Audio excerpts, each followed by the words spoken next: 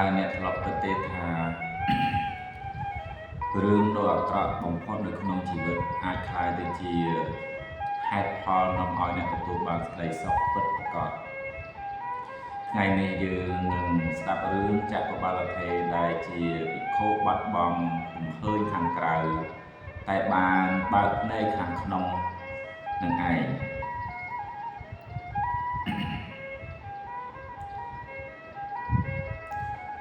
មុននឹងចូលដល់សាច់រឿងនេះសូមជម្រាបថាគាថាដែលយើងនឹងមកសិក្សាគឺស្ថិតនៅក្នុងគម្ពីរធម្មបទដែលជាចំណែកមួយនៃគម្ពីរព្រះត្រៃបិដកហៅថាសតនបិដកគម្ពីរនេះប្រមូលផ្ដុំនៅ423គាថាដែលជាពុទ្ធដីកាដ៏សំខាន់របស់ព្រះសម្មាសម្ពុទ្ធដែលទ្រង់បានប្រទានតាមរយៈរឿងរ៉ាវនិងបដិបត្តិផ្សេងគ្នានៅក្នុងសម័យកាលរបស់ព្រះអង្គគម្ពីរធម្មបទ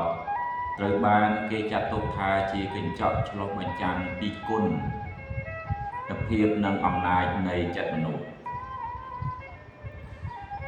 រឿងចក្របាលថេរបាត់បង់កំហើញ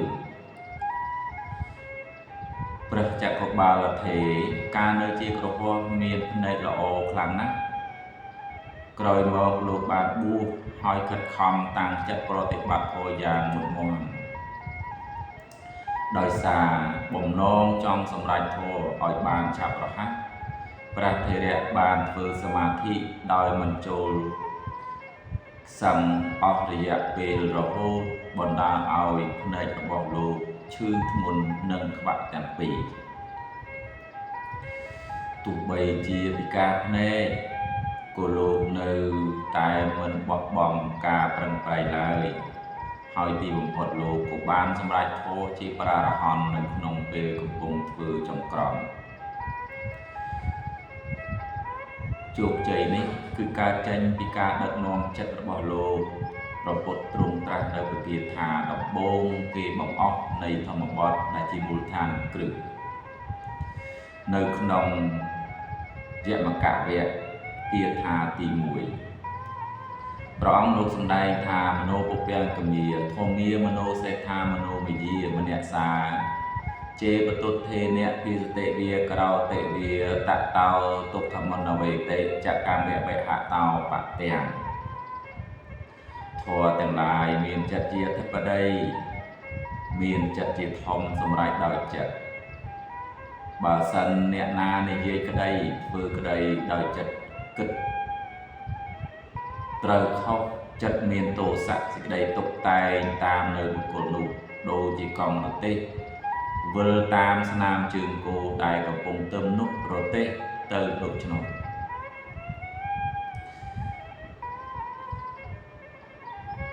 ការសម្រេចធម៌របស់ព្រះចក្របាលគឺជាភស្តុតាងរបស់នៃគាថានេះលោកមិនបានប្រើចិត្តដើម្បីខិតខំនិងវេទនារបស់ភ្នែកឡើយផ្ទុយទៅវិញលោកបានប្រើចិត្តដ៏បរិសុទ្ធដើម្បីដឹកនាំការប្រតិបត្តិរបស់លោកនៅពេលដែលយើងធ្វើអំពើណាមួយដោយចិត្តអវិជ្ជមានខឹងស្អប់លោភលន់សេចក្តីទុក្ខនឹងតាមជាប់យើងជានិច្ចដូចជាកង់រទេះតាមជើងគោតែបើធ្វើដោយចិត្តបរិសុទ្ធគឺសេចក្តីសុខនឹងតាមយើងសេចក្តីសន្និដ្ឋានដូច្នេះសេចក្តីសុខឬសេចក្តីទុក្ខក្នុងជីវិតរបស់យើងគឺស្ថិតនៅលើគុណភាពនៃចិត្តដែលយើងកំពុងប្រើប្រាស់មិនមែននៅលើសម្ភារៈខាងក្រៅទេ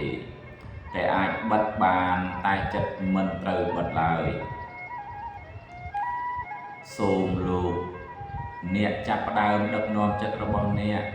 ចូលចងចាំរឿងចក្របាលថេរ